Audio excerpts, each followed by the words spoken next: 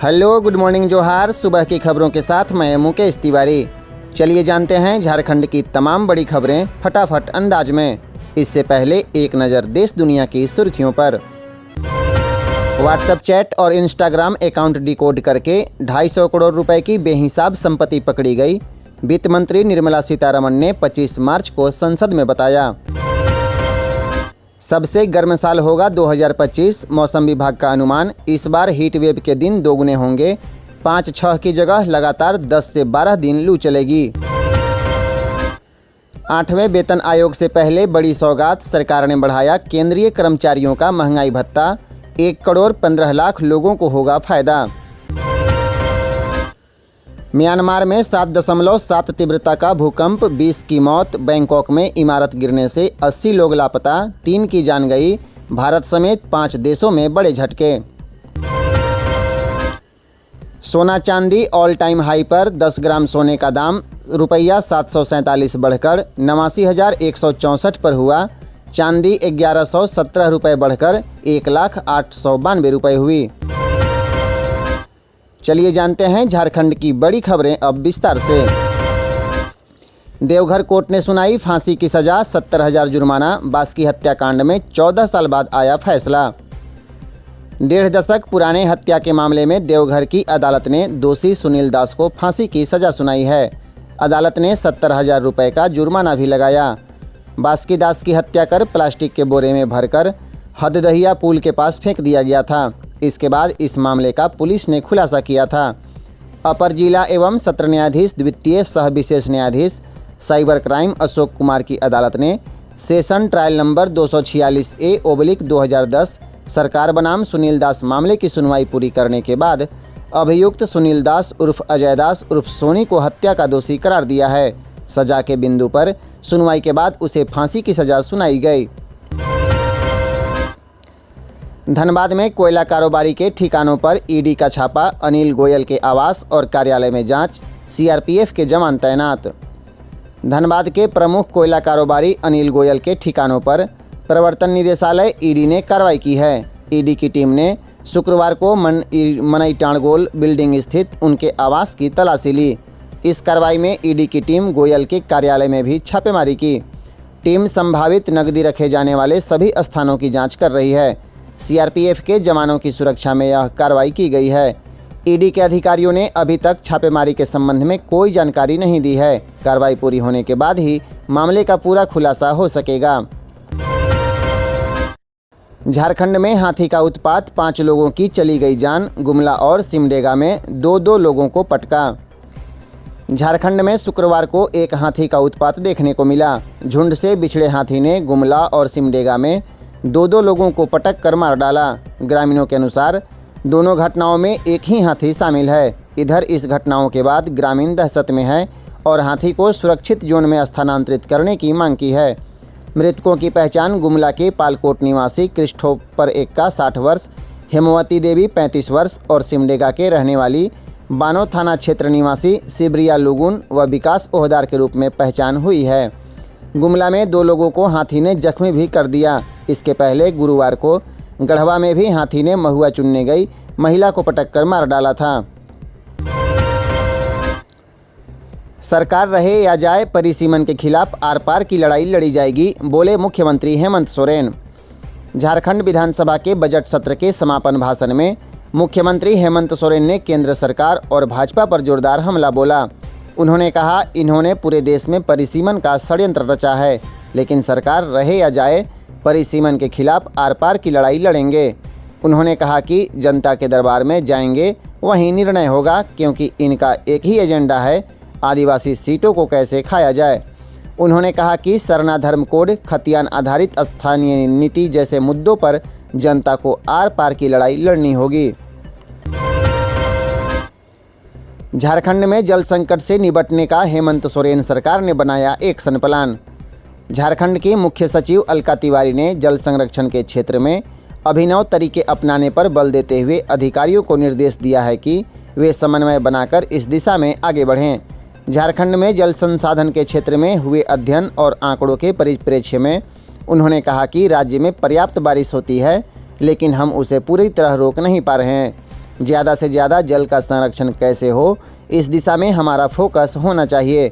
उन्होंने इसे लेकर एक्शन प्लान बनाकर काम करने का निर्देश दिया है। झारखंड के एक दर्जी की बदली किस्मत, महज 49 रुपये से रातों रात बन गया करोड़पति।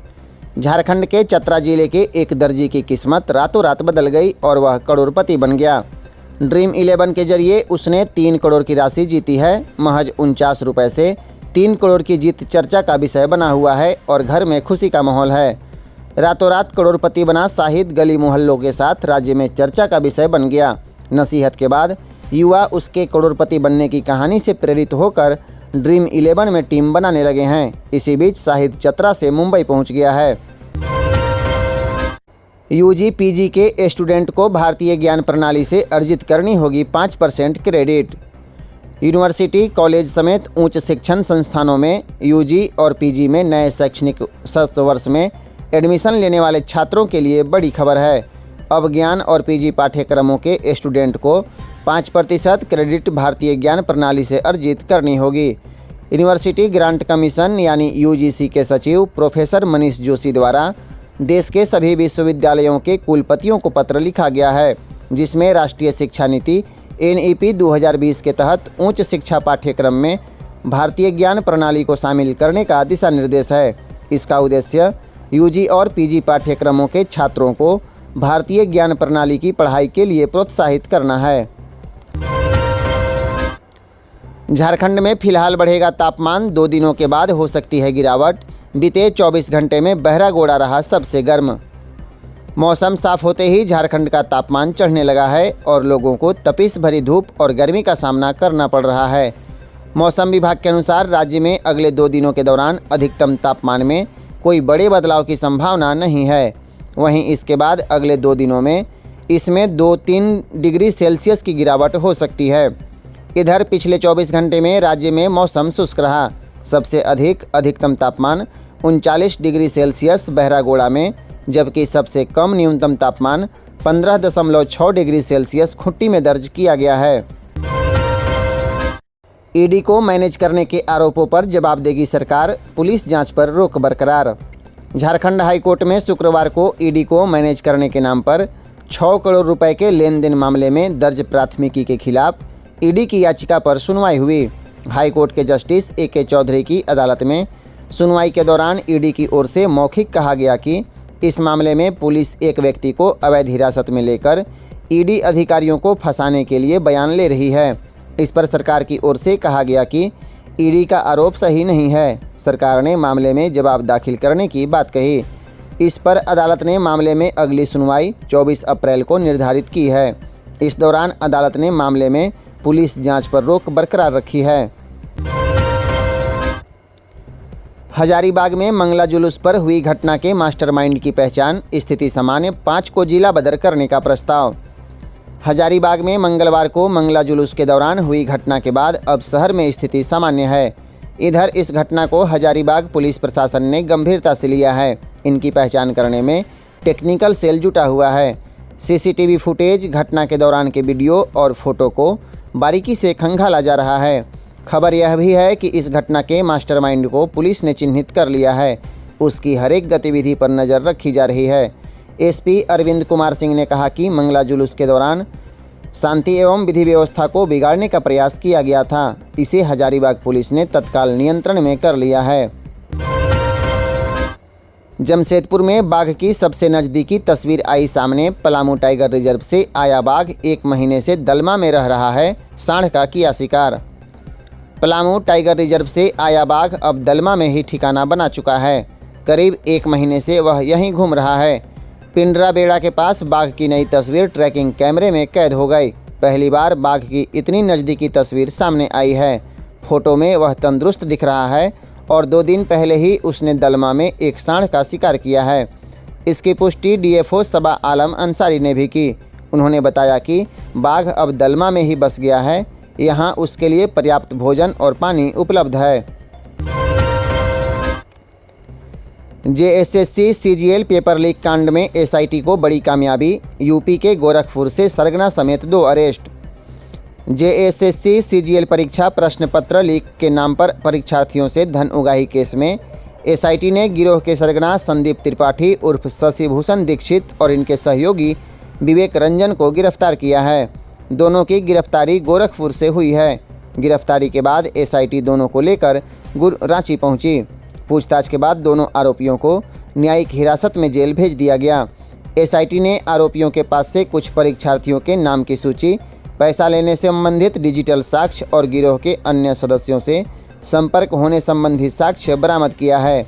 मुख्य आरोपी ने इस मामले में कुछ अन्य आरोपियों की संलिप्तता की जानकारी दी है। उनकी तलाश में एसआईटी की छापेमारी जारी है।